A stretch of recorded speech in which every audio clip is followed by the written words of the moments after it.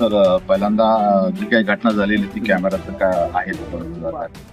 जशी घटना झालेली आहे जशा त्यांनी सांगितलेले आहे पत्रकार पण बघ त्यांच्याकडे पण आहे रेकॉर्डिंग वरची काय आहे आणि मी डीसीपी आमचे जोडवून आहे तर हे करतो यांची मेडिकल वगैरे करून मेडिकल रेकॉर्ड वगैरे हॉस्पिटलला पाठवून जे काय असेल त्याप्रमाणे आणि जी काय आहे कायदेशीर त्याप्रमाणे कारवाई होती संबंधित अधिकाऱ्यांवर कारवाई असेल तर त्यांच्यावरती कारवाई केली जाईल त्याचबरोबर ती अधिकाऱ्यांचं पण काय म्हणणं असेल ते पण मला ऐकावं लागेल त्याप्रमाणे देखील मला पूर्णपणे त्याची अलिपक्षी पातळी जे काय असेल स्टँडर्ड अधिकाऱ्याला त्याचं म्हणणं ऐकू नका किंवा त्याची बाजू समजून घेऊ नका असं आमचं कुठेही म्हणणं नाही. परंतु ज्या पद्धतीने अमानुषपणे मारहाण केली आता हा आमची याची एमएलसी नोंद करा त्या अधिकाऱ्यांच्या विरुद्ध तुमच्या पीआयला वर त्यांनी सांगून नोंद करा मेडिकल करा परंतु मला आजच्या त्यांच्यावर कारवाई झाली पाहिजे. आता तुम्ही सगळं पाहताय वस्तू पाहतो बरं असं नाही की हे इतर कार्यकर्त्याला एखाद्याला केलंय तो माझी महापौर आहे आता हे मीडियावाले यांचा काय संबंध याच्याशी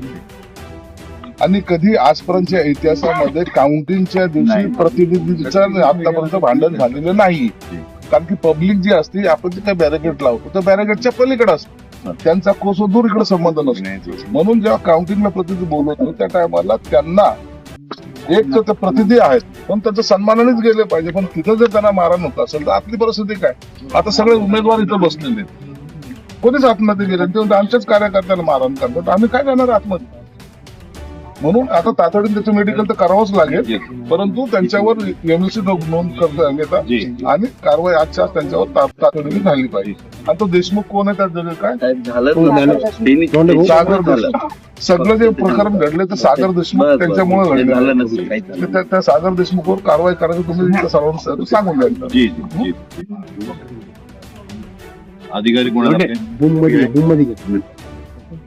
कोण अधिकारी तुम्ही मला सांगताय एसीपी एसीपी नाही दुसरा डीसीपी तुम्ही आले तर आले सगळं काय नाही सर मी घेऊन जातो त्यांना आणि मेडिकल करून जे काय असेल पुढील या बाबतीत बोललो त्याप्रमाणे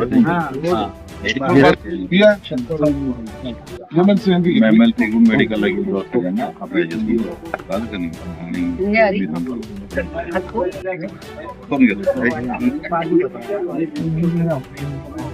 राम मोबाईल मागे ओके ओके माझ ओके ओके